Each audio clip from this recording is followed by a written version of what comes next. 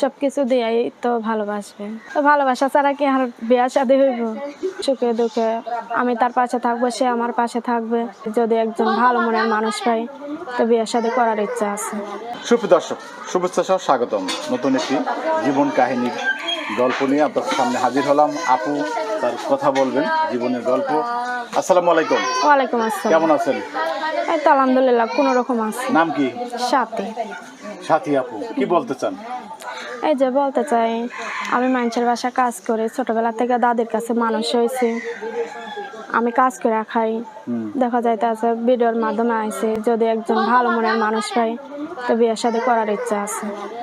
ভালো মনের মানুষ চান? কেন ভালো মনের মানুষ পাওয়া যাচ্ছে না? পাইতাছি তো না। হ্যাঁ, পাইতাছি না। ভালো মনের বলতে কি বোঝা যাচ্ছেন? ভালো মনের মধ্যে যে ধরুন সারা জীবন সে আমার পাশে থাকবে, আমার দায়িত্ব নিবে, সুখে দুঃখে আমি তার পাশে থাকবো, সে আমার পাশে থাকবে। আমার ডাইল ভাত দুইটা যাই হোক খাইতে পারবো, এটাই আমি চাই। আচ্ছা, এটাই ভালো মনন। আচ্ছা আচ্ছা, মানে আপনাকে ভালোবাসতে হবে না? তো ভালোবাসা ছাড়া কি আর বিয়া শাদী হইব? কিভাবে আপনার সাথে কথা বলবে, আপনি কিভাবে পরখ করবেন যে সে আপনাকে ভালো রাখবে? সেটা তো কথার মাধ্যমেই বোঝা যাবে। যে ভালোবাসবে সে তো সবকিছু দিয়েই তো ভালোবাসবে। ছেলেরা একটা অভিযোগ করে, যারা ভিডিও দেখে, এই যে প্রতিবেদন ছাড়ার পরে বলে যে ভিডিওতে বলে যে বিয়ে করবে, বাস্তবে তো তারা বিয়ে করতে চায় না, টাকা নিয়ে আর বিয়ে করতে। কত মানুষ আছে যে বিয়া বসতে চায়, তারা বিয়া করে না। আবার কত মানুষ দেখা যাইতেছে টাকা পয়সা লিয়া মানুষের সাথে প্রতারণা করে। তো সবাই তার এক না, কেউ শিখে পড়ে আসে, কেউ দেখে পড়ে আসে। আপনি যে সেই দলের না, সেটা কি করে বুঝবে তারা? সেটা তো আমার কথা শুনলেই বুঝতে পারবে, আমার সাথে কথাবার্তা কইলে যোগাযোগ করলেই বুঝতে পারবে। সে তো ঠিক, কথা বললে বুঝতে পারবে।